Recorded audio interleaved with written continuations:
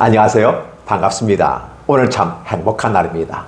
하나님께서 저와 여러분의 가정에 준비하신 하나님의 은혜와 평강이 넘쳐나기를 예수님의 이름으로 축복합니다. 하나님께서 저와 여러분들을 매우 사랑하십니다. 그래서 마가복음 15장 1절로 15절에 있는 말씀을 중심으로 예수님을 사랑한다는 말의 의미가 무엇일까를 생각해 보기를 원합니다. 우리가 예수님을 사랑한다는 말을 내가 주님을 사랑한다는 것, 즉 나의 사랑은 나로부터 출발하는 것입니다. 그렇다 보면 여러분들은 주님을 왜 사랑하십니까? 왜? 라고 하는 질문을 던져서 보면 주님은 우리의 죄를 용서해 주시고 사해해 주셨으니까, 예수님을 믿으면 내가 복을 받을 수 있으니까, 예수님을 믿으면 형통할 수 있으니까, 예수님 믿는 사람과 함께하면 성공자의 길을 걸을 수 있으니까, 이 왜, 다른 이유를 대면서 예수 믿는 이유를 한번 정리해 보는 것도 좋을 것 같습니다. 그렇다 보면 과연 나는 예수님을 사랑하는가를 생각해 봅니다. 저는 한 개인의 모습 가운데 내가 한 사람을 사랑한다고 하는 것은 참 어렵구나라는 생각을 해보아요. 왜냐하면 그 사람이 나를 사랑해 줘야 내가 그 사람을 사랑할 수 있는 거예요. 그래서 우리는 짝사랑은 사랑이 이루어지지 않고 짝사랑은 본인 스스로 괴롭다. 짝사랑을 하지 말자라는 표현을 쓰게 돼요. 사랑이라는 것은 짝사랑이 아니라 동시다발적인 부분 속에 함께 마음이 맞아버리는 것입니다.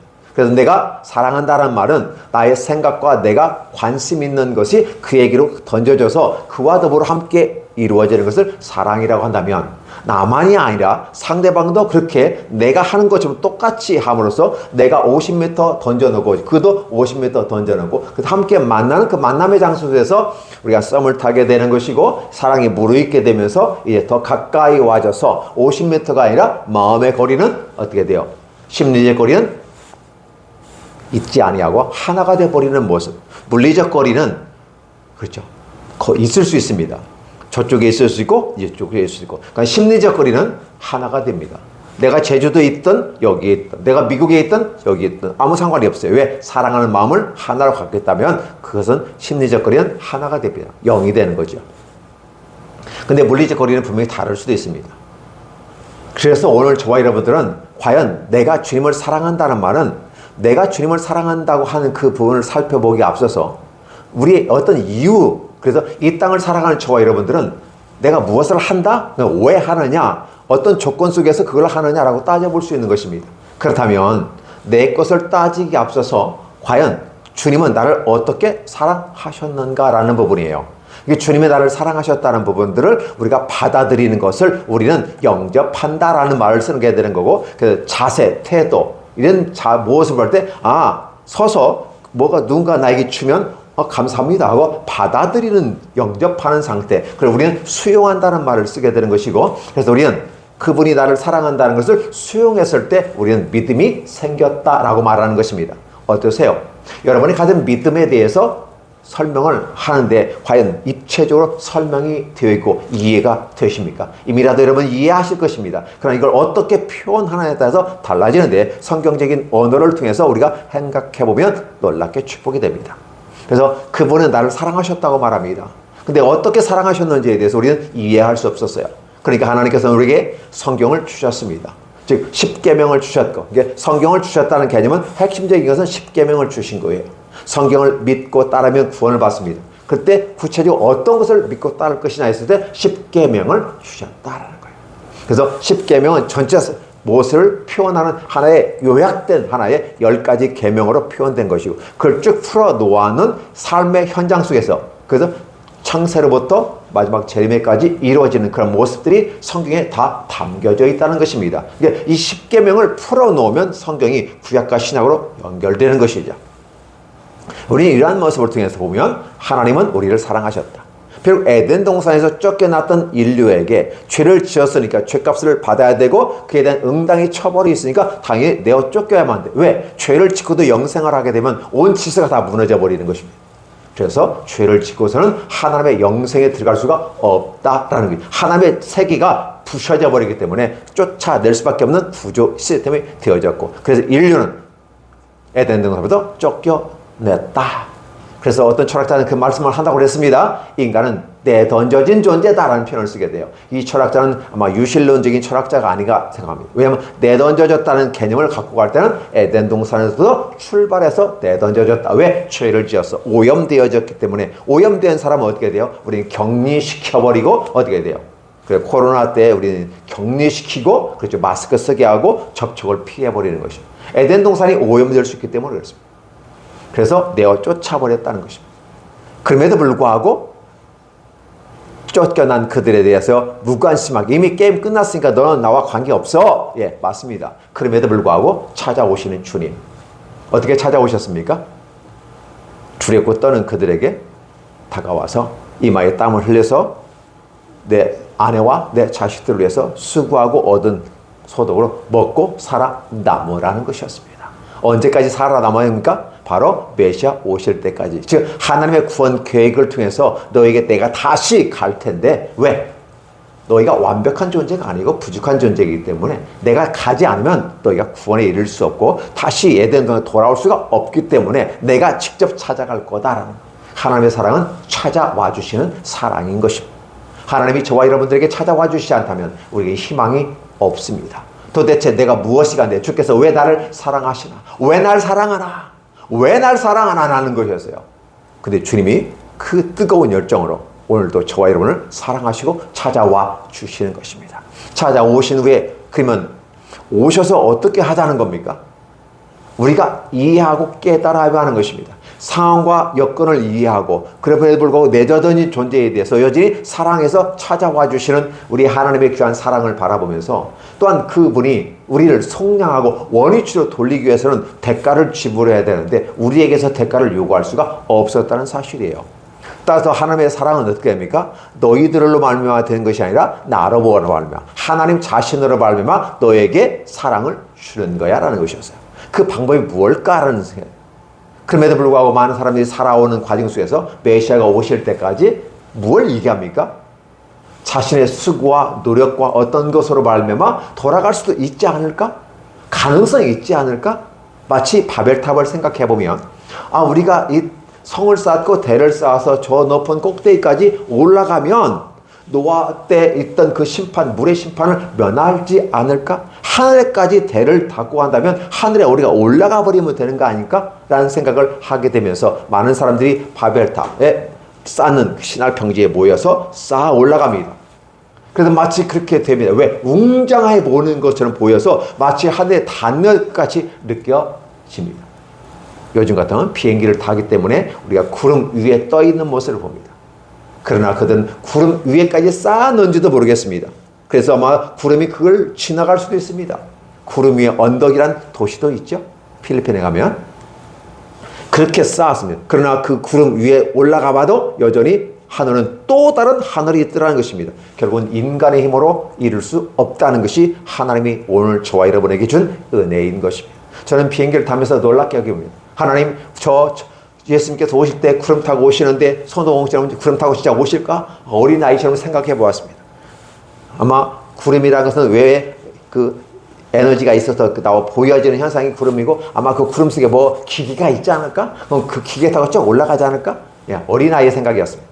근데 예수님은 그런 게 아니었어요. 그냥 부활하셔서 올라가시면서 쭉 공중에 들리는 것입니다. 그리고 너희가 지금 나의 이 모습을 본 그대로 내가 다시 오는데 볼 자도 있을 것이다 라는 말을 쓰시고 올라가 버렸어요. 그리고 어느 순간에 평 하고 없어져 버렸습니다. 그럼 다시 오시는데 어떻게 오실 것인가 라는 부분이에요. 분명히 가심을 본 그대로 온다고 했기 때문에, 그래서 또 다른 게 이제 구름을 타고 오시는 것처럼 보입니다. 이건 피상적인 현상인 거죠. 이렇게 있으면 앞에 뭐가 왔다 갔다 하면 어떻게 돼요? 마치 그 내가 탄 것처럼 느껴집니다. 사진 찍는 비결을 보시면, 거리에 이렇게 해가지고 사람을 이렇게 세워놓고 사진 찍는 것이요. 이 손바닥에 사람을 세워서 사진 찍는 기술이 있죠. 실제적으로 이 손바닥에 사람을 세울 수는 없습니다. 근데 거리를 두고 조정해서 마치 손 위에 사람이 서 있는 것처럼 사진 찍는 기술도 있는 거예요. 그렇게 표현되는 거죠. 어떻게 저 손바닥 위에 사람이 서 있을 수 있지? 이런 것들이에요. 그러니까 이 땅을 바라보는 성경적 표현이 때로는 문학적 표현같이 느껴지기도 합니다. 그러나 실제는 다르게 오실 수도 있다는 것이, 그게 바로 비밀에 감추어진 것이고 하나님의 주권하에 있는 것이기 때문에 우리가 가히 무엇을 잃을 수 없는 것이죠. 그래서 우리는 이러한 것들에 의해서 사람들은 늘 이 땅에 뭐에 근거해서 얘기해 보려고 하고, 그러니까 그렇게 될 것이다라고 추측을 하지만 추측이 맞을 수도 있지만 빗나가는 수가 있다는 것이죠. 인간의 수력과 노력과 그런 추측은 기대치에 불과한 것이죠. 오직 하나님은 자신의 방식으로 사랑하시겠다는 것이었습니다. 그래서 그분은 자신의 방식은 뭐냐? 바로 어린 양을 통해서 피를 흘리고, 그래서 죄를 사해주고 그 가죽옷을 지어 입힘으로써 부끄러움을 가려주시는 창세기의 위대한 원시복음이라고 하는 이 복음이 원시가 아니라 원복음이에요. 원시라는 말은 잘못된 거죠. 원시라는 말은 처음 보여졌다 해서 원시복음이라고 하지만 뭔가 부족한 것을 얘기하는 게 아닙니다. 원복음, 원시복음보다는 차라리 원복음이 훨씬 더 정확한 표현일 수도 있습니다.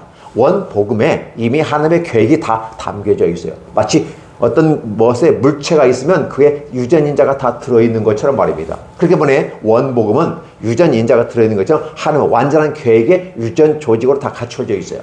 그러나 이것이 시간이 가면 갈수록 하나의 껍데기를 벗겨가면서 실체가 드러나는데 바로 예수께서 오셔서 바로 실체를 행하셨다라는 부분이에요.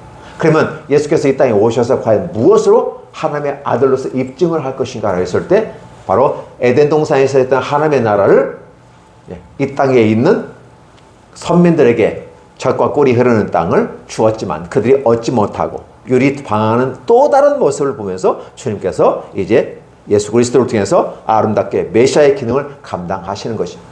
그래서 그분이 십자가에 못 박혀 죽으시고 살아나는 위대한 사건을 저와 여러분들에게 허락하시는 것입니다.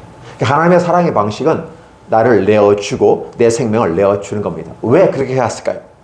인간에게서 어떤 대가를 받아서 쌤쌤의 대가를 지고 쌤쌤을 할 수가 없기 때문에 결국은 그 죄값은 무서운 것이고 죄값은 사망에 이르는 것이기 때문에 그것을 사망을로 삐까삐까 맞추는 그걸 넘어서 버려야 되는 것이죠.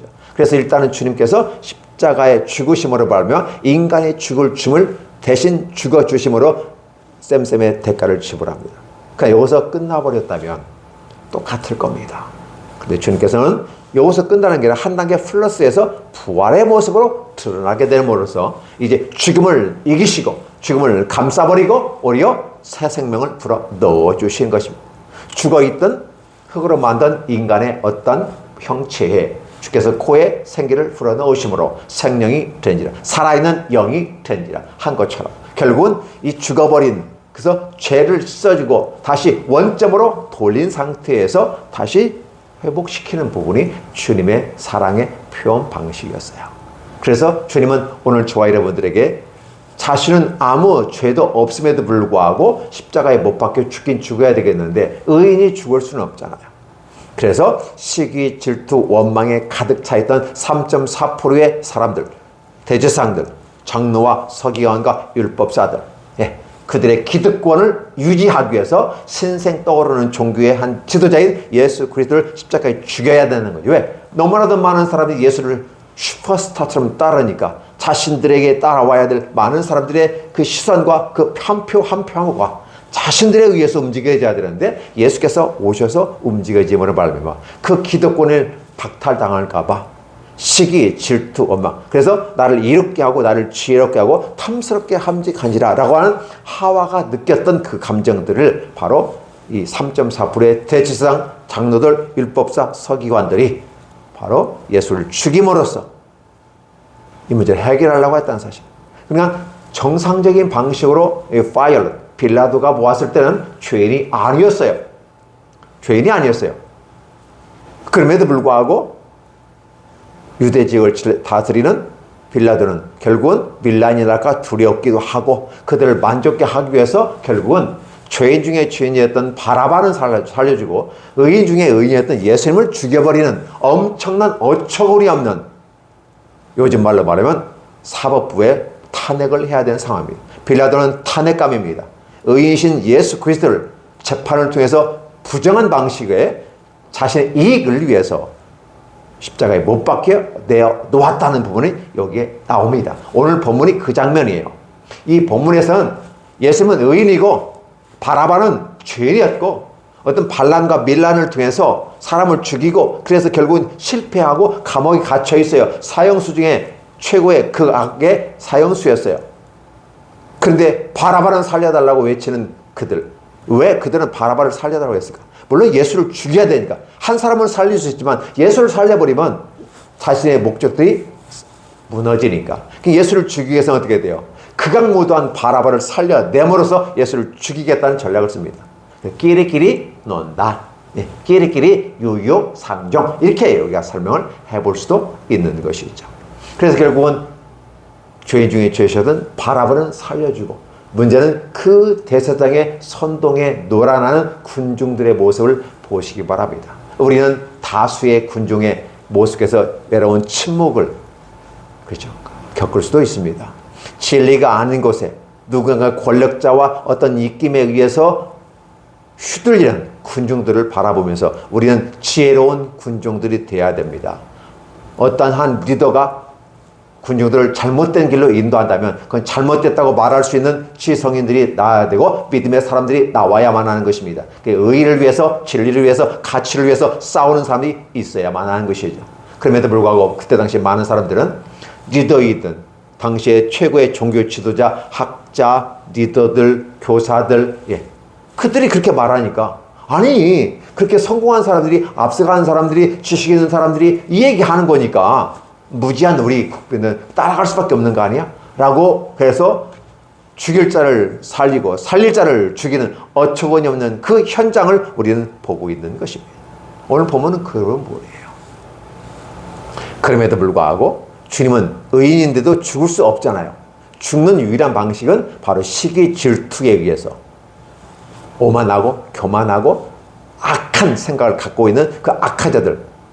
사실은 대제사장은 누구를 위한 겁니까? 하나님의 일을 위한 대제사장이었습니다. 이건 대단한 아론의 반차를 쫓는 것이었어요. 그렇기 때문에 아론의 반차를 쫓는 제사장으로서는 해결되지 않기 때문에 바로 의인은 멜기세덱의 반차를 쫓는 예수 그리스도의 대제사장의 기능을 감당하기 위해서 주님은 죽으셔야만 했던 것이죠. 그러니까 주님의 사랑의 방식은 희생과 죽음이에요. 그리고 다 덮어지고 다 내어줌의 모습으로 함께 갑니다. 그래서 그들은 예수를 죽일 수밖에 없었다는 것입니다. 예수님께서는 아무 말도 하지 않아요. 너무 당당해요. 왜 당당했을까요? 그는 땀방울이 핏방울이대로 감람산의 서쪽의 겟세마네 동산에서 힘써서 기도하였고, 그래서 이제 할만하거든 이 잔을 내게서 옮겨 주옵소서라고 하나님께 다시 제 셔브를 볼라다가 하나님 죄송합니다. 원래대로 하나님 뜻대로 되기를 원합니다. 라고 말하면서 내 길길을 가는 이 모습. 주님은 당당할 수밖에 없습니다. 오히려 빌라도가 amazed, 놀라버리는 것입니다. 아니 일반적으로 죄수로 끌려온 사람들은 나 죄 없어요, 살려주세요 막 하는데 예수님은 우리가 침묵하고 계셨어요. 침묵하고 네가 바로 유대인의 왕이냐? 주님께서 내가 유대인 왕입니다. 내가 말하지 않아요. 내가 말하였다. 내가 말한 것처럼 바로 내가 유대인의 왕이다라고 표현하고 있는 것이죠. 그렇게 함으로써 진정 그는 십자가의 길을 걸어가고 거기서 내려오지 않고 오히려 앞으로 가는 모습으로 보여줍니다. 그래서 사랑의 모습은 옳다고 여겨지는 곳으로 힘차게 걸음을 걸어갈 수 있는, 그러므로 자기 생명을 내어주는 그 길로 걸어가게 되는 것이죠. 예수님의 이러한 모습을 바라보면서 사도 바울의 죽음의 길을 걸은 로마행을 걷는 그 모습과도 동일하게 느껴지게 됩니다. 그 길 가면 죽는 거 뻔히 알아요. 복음은 전해야 돼요. 그래서 복음의 땅끝까지는 로마까지 가서 복음을 전하다가 그쪽에서 체류하면서 결국 그 감옥에서 처형을 당하고 형장의 이슬로 사라집니다. 그러나 그는 주님의 길을 걸었습니다. 사도 바울은 이렇게 말합니다. 내가 그리스도를 본받는 것 같이 너도 나를 본받아라. 제자라고 하는 것은 바로 스승을 따라가는 것이다. 그래서 스승이 그렇게 죽었으니까 나도 가서 죽어야 된다는 거예요. 이게 십자가입니다. 그래서 그런 사랑으로 표현되는 겁니다.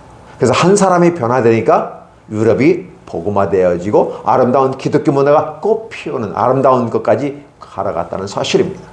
한 사람이 변화되면 그렇게 위대한 역사가 나. 한 사람이 예수 그리스도의 죽음으로 말미암아 온 인류가 구원에 이르렀어요. 그렇죠? 예수님과 감히 비교할 수 없지만 사도 바울은 그의 제자로서, 그의 사도로서 그의 한 죽음으로 유럽 사회가 복음화되는 놀라운 축복이 있다는 사실. 이게 바로 사랑의 표현이 아닐까. 우리 예수님처럼 살 수 없을까? 예, 사도 바울처럼 살 수 없을까? 다윗처럼 살 수 없을까? 우리는 열망을 해봅니다. 그러나 막상 그 앞에서는 쭈삣쭈삣하는 것은 아닌가 생각합니다. 이 말은 무엇일까요? 하나님의 그 사랑에 푹 빠져버리면 그 자체가 힘들고 힘들지 않고 아무 것이 조건이 되지 않습니다. 은혜를 받으면 이미 은혜 속에 있기 때문에 갚을 수 없는 자로서 이미 나는 죽었고 나는 다시 살았는데 내가 산 게 아니라 내 안에 예수께서 사신 것이므로 나의 껍데기를 통해서 살아가되 주님이 내 안에서 말씀하는 것처럼 살아가는 게 되고 내 안에서 예수 그리스도의 향기와 편지로서 이 세상에 보여지게 살아가는 것이 바로 사랑의 실천 모습이고 내가 주님을 사랑하는 방식이구나라는 것을 생각해 보는 것입니다. 오늘 이 부분은 결국은 예수를 십자가에 못 박혀 죽는 데까지 내어놓는 그 과정이에요. 그럼에도 불구하고 예수님은 거기에서 전혀 저항하거나 반항하지 않았어요. 여기에 예수님께서 still이라는 말을 써요. 여전히 조용하게 여전히 아직까지도 대답하지 않고 있어요. 그러니까 빌라도가 놀라는 거예요. 그러니까 자기가 죄가 없으니까 너무나도 당당한 그 모습. 아마 빌라도도 당황했을 것입니다. 아니 죄가 있는 일반적으로 감옥에 끌리면 두렵고 떨리고 막 어떻게 하는데 전혀 미동을 하지 아니하고 당당하게 오히려 빌라도를 쳐다보면서 너는 네 일을 해라. 왜? 나는 십자가에 못 박혀 죽여야 되는데 네가 제정신 가지고 심판하면 나를 죽일 수 없어. 네가 미쳐야만이 그리고 너의 욕심으로 판단.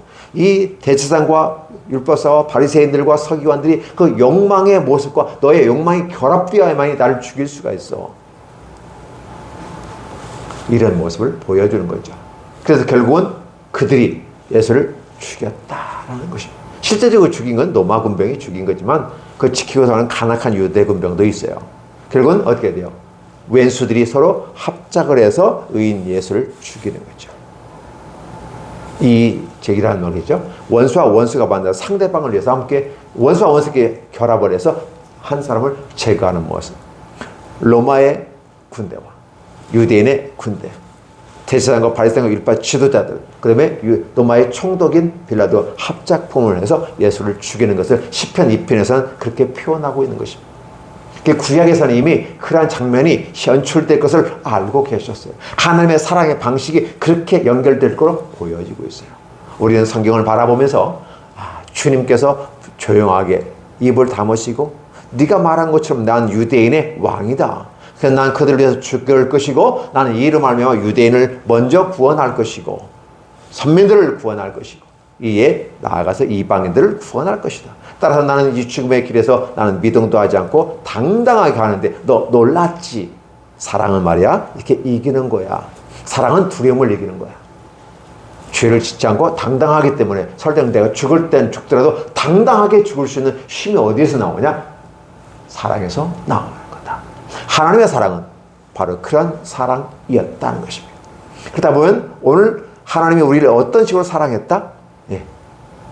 가치 없는 존재, 내버려야 되는 존재, 방치해버려도 방임해버려도 아니 포기해버려도 될 사람들을 찾아오시는 하나님의 사랑으로 함께 하셨고 그들을 원점으로 다시 회복시켜야만이 원상복구가 될 수 있기 때문에 그 원상복구가 되는 방식은 죄를 지은 만큼 거꾸로 가야 되는 거기 때문에 그 인간이 지은 죄를 주님이 다 짊어지고 가셨다.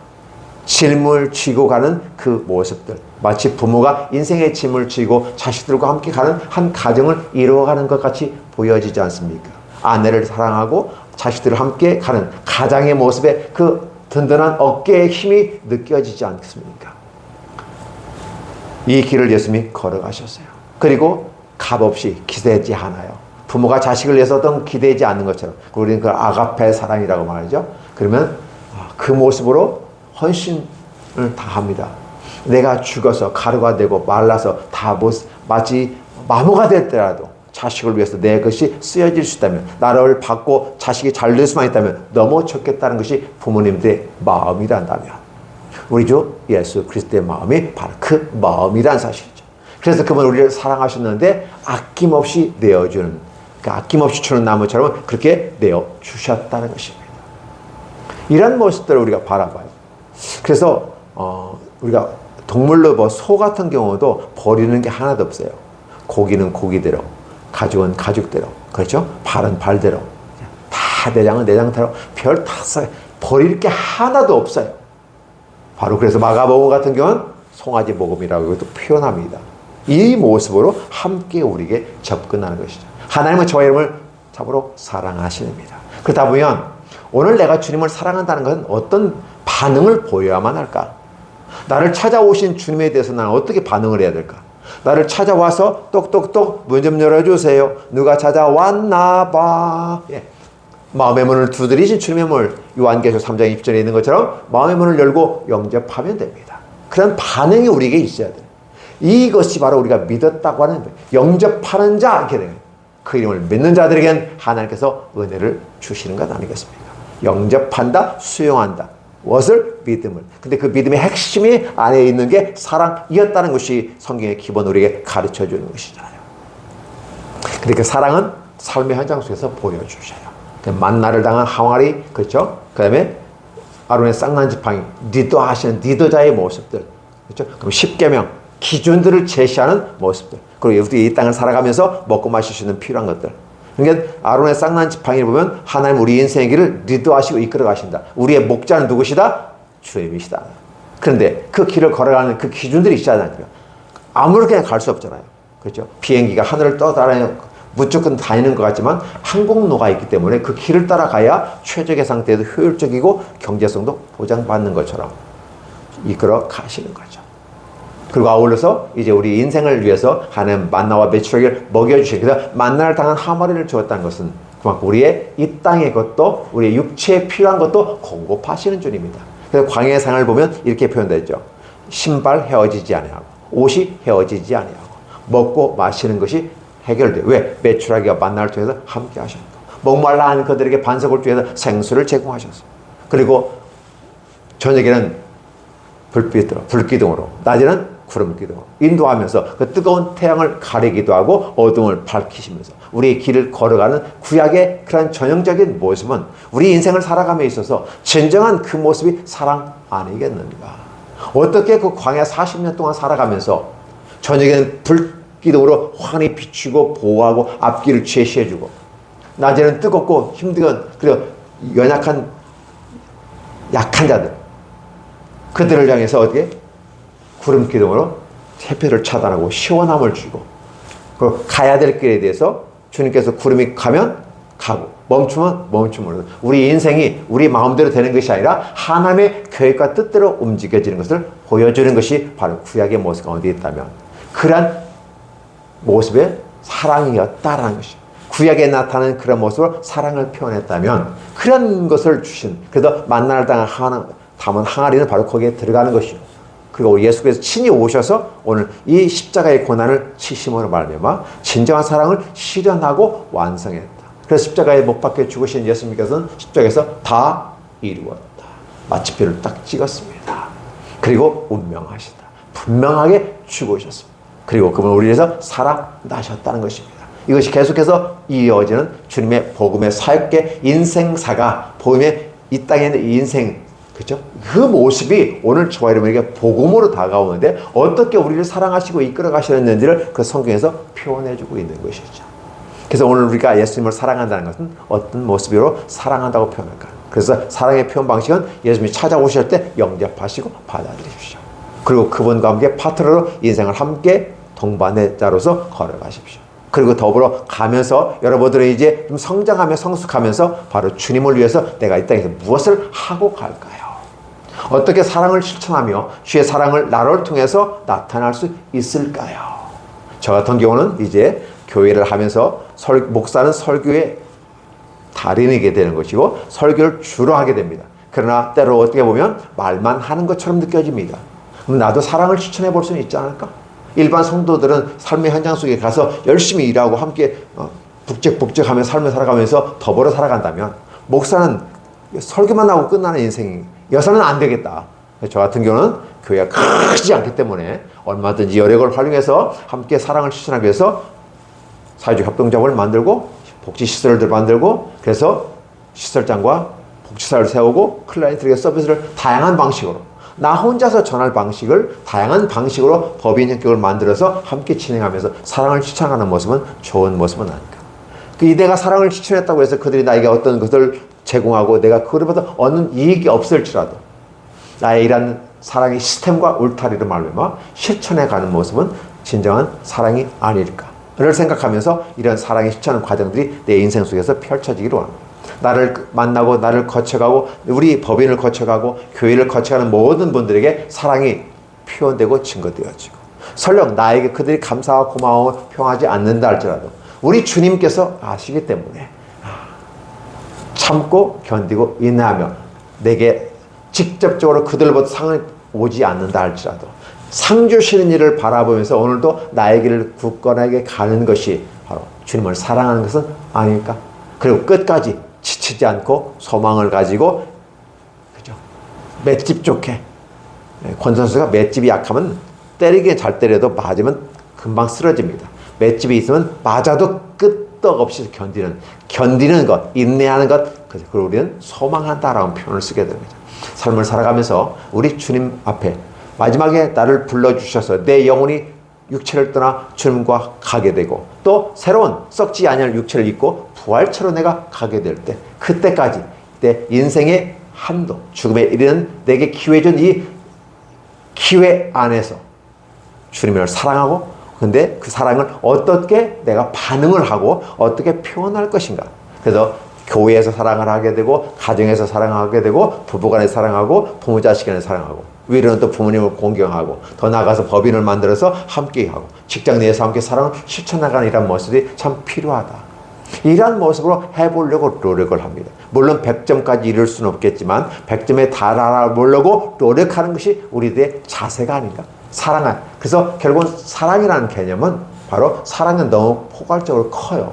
다양하게 표현될 수 있어요. 그러나 그 사랑이라는 그걸 이루기 위해서는 내 현재에서부터 어떻게 실천해 갈 수 있을까? 어떻게 그 주님의 사랑을 표현할 수 있을까를 생각해보고 어떠한 자세로 드러낼 것인가를 생각해보고 자랑하기 위해서 드러내고 우쭐대기 위해서 하는 것이 아니라 나로 말미암아 하나님께 영광을 돌리는 예수 그리스도의 십자가에 죽으시는 이 모습은 주님께 영광을 돌리고 구원의 길을 완성하시는 길을 순종하고 가는 것처럼 오늘도 하나님 앞에서 무릎 꿇고 순종하고 두 손 바짝 들고 하나님 앞에서는 어떻게 살아갑니다. 사람들 앞에서는 어떻게 해요? 당당하게 자신의 주어진 길에 성실하게 노력하면서 주의 뜻을 이 땅에서 이루어가려고 노력하는 모습이 진정한 주님을 사랑하는 방식은 아닐까라고 저는 질문을 던지면서 저는 그렇게 방식이 옳다고 여겨지고 그 길을 걸어가고 있습니다.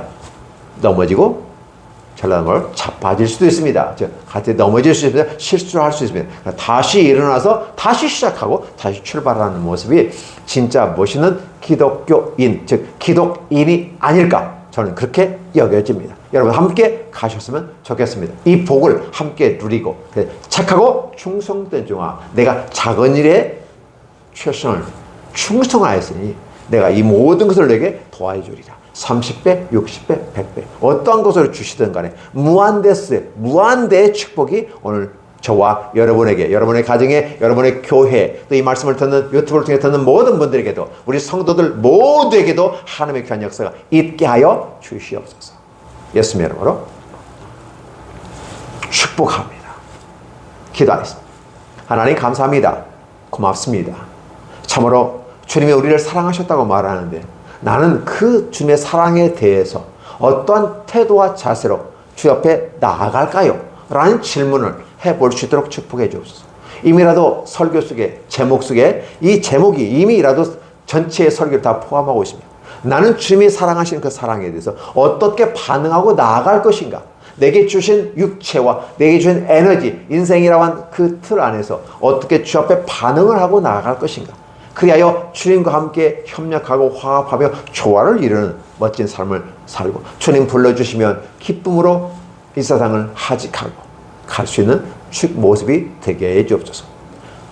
100세를 기준에 살아간다고 생각해 볼 때 남은 한 3, 40년의 모습이 40여 년의 인생이 하나님 앞에서 아름답게 좋은 열매 맺고 주 앞에 올라갈 수 있도록 축복하여 주옵소서.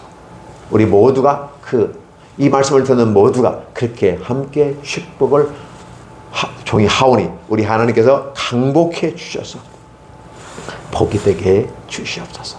예수님 이름으로 기도합니다. 아멘.